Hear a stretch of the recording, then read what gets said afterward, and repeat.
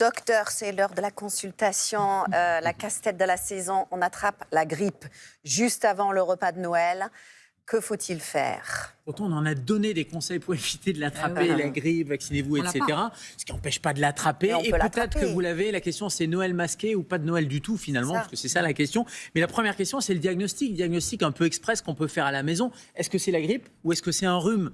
C'est quand même assez fondamental de distinguer les deux choses. La grippe, on le rappelle, c'est un peu le chaos, fatigue énorme, de la fièvre à 39, exactement, très aigu, 39 de température, des courbatures, un début brutal. Ça, c'est la grippe. De l'autre côté, vous voulez dire, on sait quand c'est la grippe, quoi. On sait quand c'est la grippe globalement parce que ça vous couche au lit. Le rhume, en revanche, nez qui coule, quelques éternuements, un peu la gorge qui gratte, un peu de température, mais globalement, c'est beaucoup moins brutal. Mais la règle d'or, c'est fièvre plus courbature, vous êtes quasiment couché.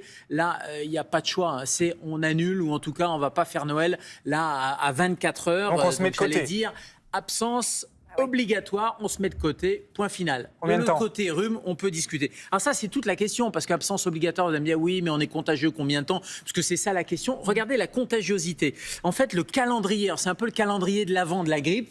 Quand on regarde, vous avez vos symptômes, 24 heures avant, vous êtes déjà contagieux. Donc là, si on est, vous voyez, le matin du 23, depuis 24 heures, vous êtes contagieux, et vous allez être en contagiosité maximale, tout ce qui est en rouge, le 24, le 25, le 26, le 27, 3-4 jours après le début des symptômes.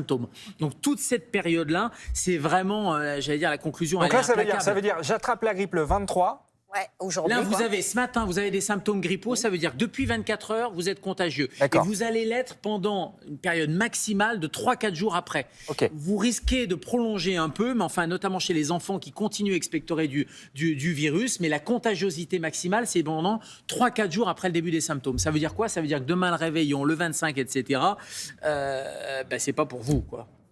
Donc, du coup, on reste chez soi, quoi. On bouge pas. Il y a plusieurs cas de figure, mais globalement, si vous êtes en pleine période de contagiosité maximale et qu'il y a quelqu'un de fragile à table, puisque c'est ça la question aussi, je pense que c'est plus raisonnable, et je ne suis pas des plus alarmistes, vous le savez, mais c'est plus raisonnable de faire Noël en visio, de s'éloigner de la table. Il ne faut pas aller faire un mauvais cadeau Noël de Noël. En visio. C'est triste. Hein. Deuxième cas de figure, vous avez de la fièvre, des courbatures, vous êtes en période de contagiosité maximale, mais il n'y a personne de fragile à table.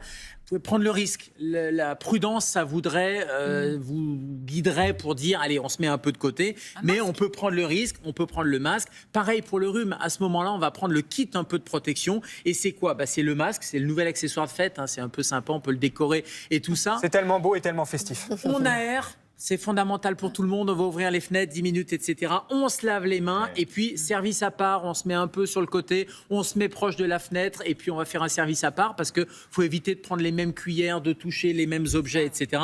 Ça, c'est important. Et puis vraiment, quand je dis qu'on peut faire Noël en visio, on peut le faire en visio et pourquoi pas un Noël livreur. Ça existe, un Père Noël qui va venir vous livrer un petit peu du plat et vous l'amène à la maison. C'est pas mal, ça. Ça existe, ça ?